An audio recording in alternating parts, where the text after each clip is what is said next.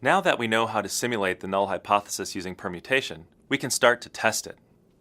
We will continue our study of hypothesis testing with the Ohio-Pennsylvania vote data. We are testing the null hypothesis that the county-level voting is identically distributed between the two states. Remember that testing a hypothesis is an assessment of how reasonable the observed data are, assuming the hypothesis is true. But this is a bit vague. What about the data do we assess, and how do we quantify the assessment? The answer to these questions hinges on a concept of a test statistic. A test statistic is a single number that can be computed from observed data and also from data you simulate under the null hypothesis.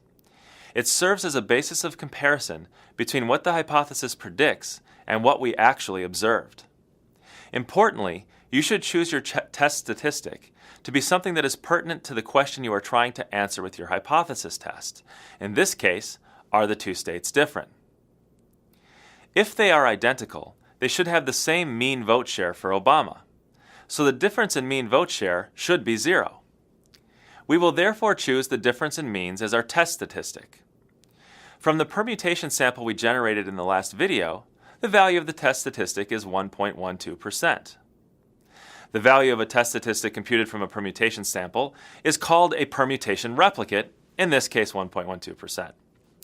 We already calculated that the difference in mean vote from the actual election was 1.16%. So for this permutation replicate, we did not quite get as big of a difference in means than what was observed in the original data. Now we can redo the election 10,000 times under the null hypothesis by generating lots and lots of permutation replicates. You will write for loops to do this in the exercises. We can plot a histogram of all the permutation replicates. The difference of means from the elections simulated under the null hypothesis lies somewhere between -4 and 4%. The actual mean vote percent difference was 1.16%, as shown by the red line.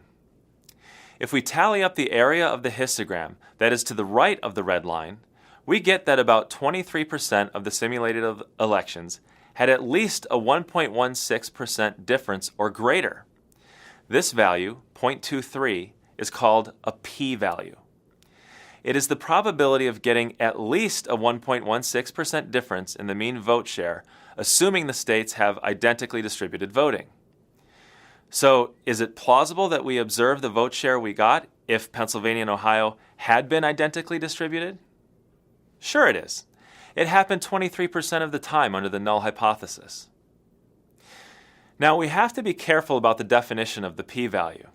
Again, the p-value is the probability of obtaining a value of your test statistic that is at least as extreme as what was observed, under the assumption that the null hypothesis is true.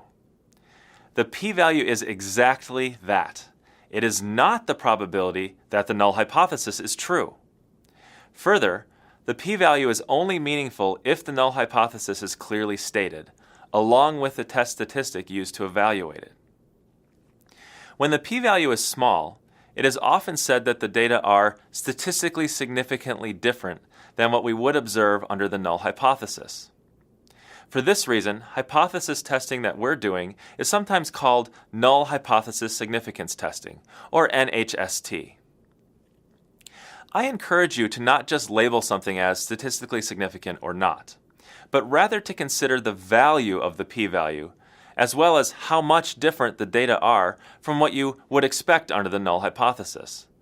Remember, statistical significance, that is low p-values, and practical significance, whether or not the difference of the data from the null hypothesis matters for practical considerations, are two different things. Okay, let's perform some hypothesis tests.